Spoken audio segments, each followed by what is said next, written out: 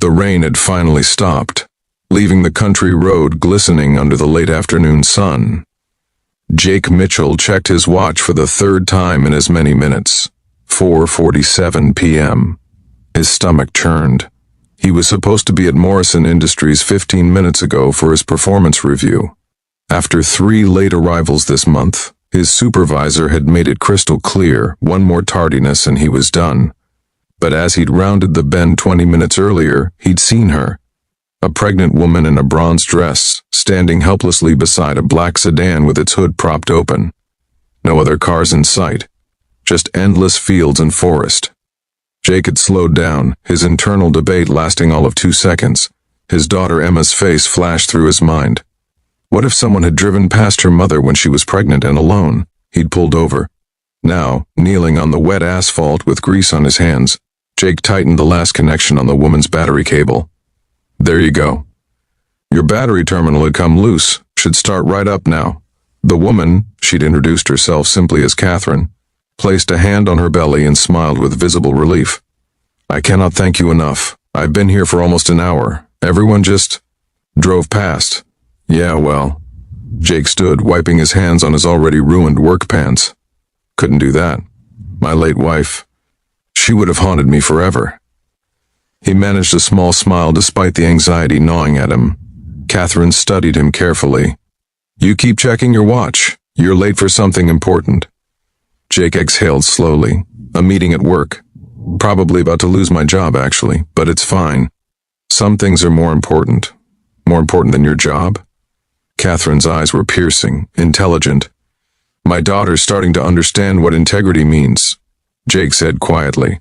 Better she has a dad who's broke and decent than one with a paycheck who drives past people in trouble. Catherine's expression softened. What's your daughter's name? Emma. She's 7. Asks a million questions about everything.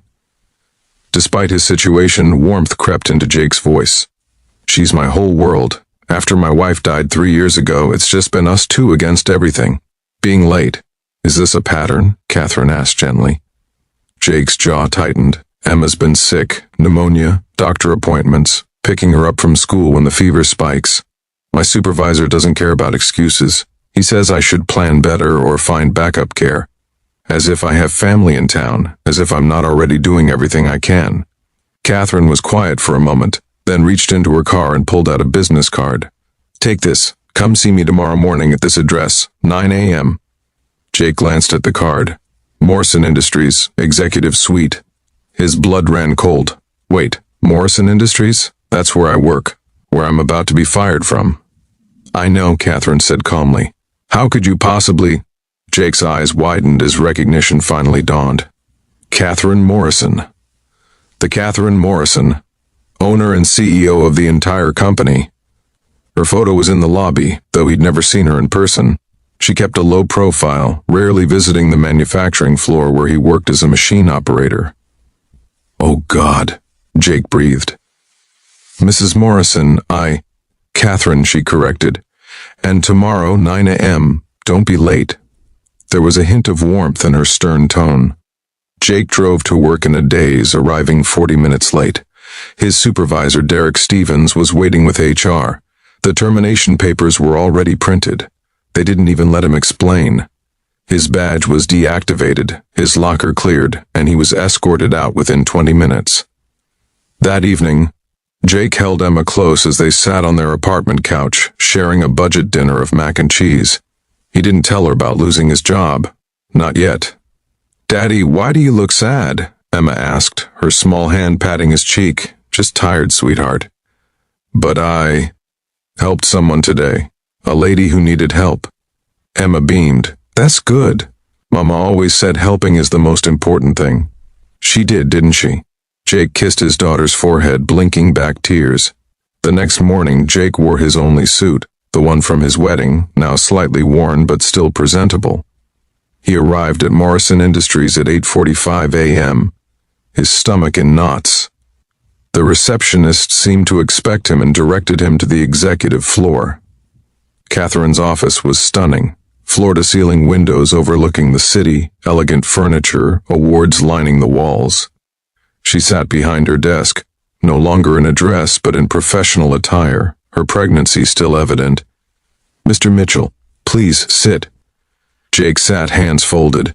"Mrs. Morrison, I want to apologize for yesterday." She held up a hand. "I reviewed your file this morning. Your work quality is excellent. Your safety record is perfect. Your colleagues describe you as reliable and helpful. Your only issue is tardiness, 7 instances in 4 months. I also reviewed the dates."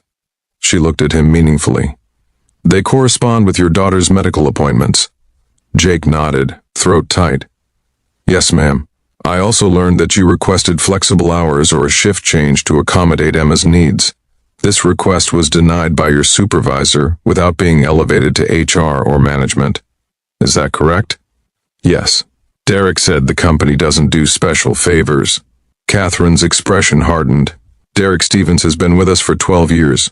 In that time, we've had a turnover rate of 40% in his department, triple our company average.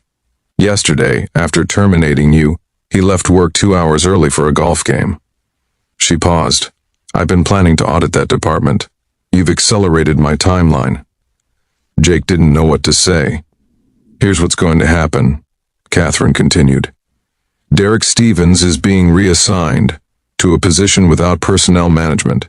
You're being reinstated with back pay and a formal apology. Additionally, we're implementing a flexible scheduling program company-wide for employees with dependent care responsibilities. You'll help us develop it." I don't understand," Jake whispered. Catherine's expression softened. "Mr. Mitchell, Jake. Yesterday I was having contractions. I was frightened, alone, my phone dead. I'd been trying to flag down help, but everyone just kept driving. I started to panic, thinking about my baby, about being a single mother myself." Her voice caught. "And then you stopped. You were risking your job, your livelihood, and you still stopped. You stayed calm, you fixed my car, and you treated me with genuine kindness." She stood and walked to the window. "This company was built by my father on principles of integrity and compassion. Somewhere along the way, in some corners, we've lost that. People like Derek forgot that our employees aren't just numbers. They're parents, caregivers, human beings with real lives. You reminded me why those principles matter." Jake felt tears stinging his eyes. I did what anyone should do." "But most people don't," Catherine said firmly. "And that's the problem. You did, despite the cost to yourself." She turned back to him. "So yes, you're getting your job back. But more than that, you're going to help me make sure we're the kind of company where people don't have to choose between helping others and keeping their livelihoods. Where being a good parent isn't a liability." Jake wiped his eyes, overwhelmed. "Thank you. I don't know how to thank you enough. Be the employee I know you are. Be the father Emma deserves. And maybe, occasionally, still stop for strangers on the side of the road." Catherine smiled. "Deal?" "Deal," Jake managed, his voice thick with emotion. As he left her office, Jake pulled out his phone and called Emma's school. "Hi, this is Jake Mitchell. Could you give Emma a message? Tell her Daddy's coming to have lunch with her today. And tell her that helping people really does matter. It matters more than anything."